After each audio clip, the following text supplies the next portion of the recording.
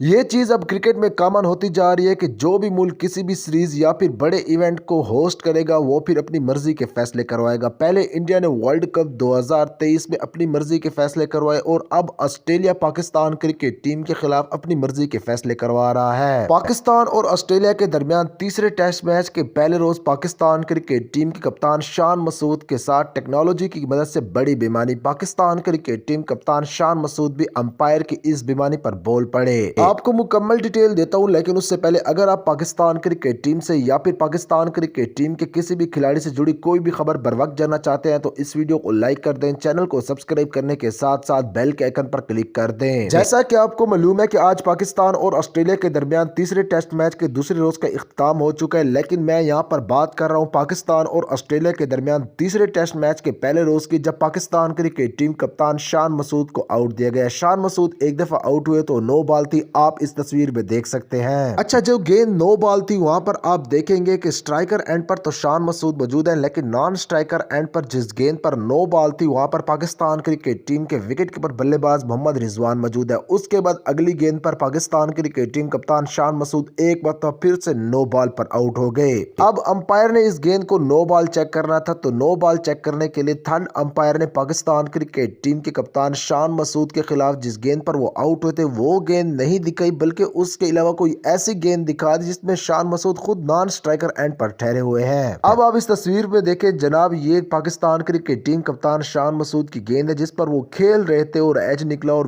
پیچھے wicket keeper کے ساتھ سلپ پر ٹھہرے ہوئے فیلڈر نے کیچ کیا، لیکن نان سٹرائکر اینڈ پر بھی خود شان مسعود ٹھہرے ہوئے ہیں۔ اور اگر آپ کو پاکستان اور آسٹریلیا کے درمیان تیسرے ٹیسٹ میچ کے دوسرے روز کے اختتام سے آگاہ کروں تو پاکستان کرکٹ ٹیم نے 313 رنز کا ہدف دیا، آسٹریلیا نے 116 رنز بنا لیا اور دوسرے دن کا کھیل ختم ہو چکا ہے۔ آسٹریلیا کے 2 کھلاڑی آؤٹ ہو چکے ہیں۔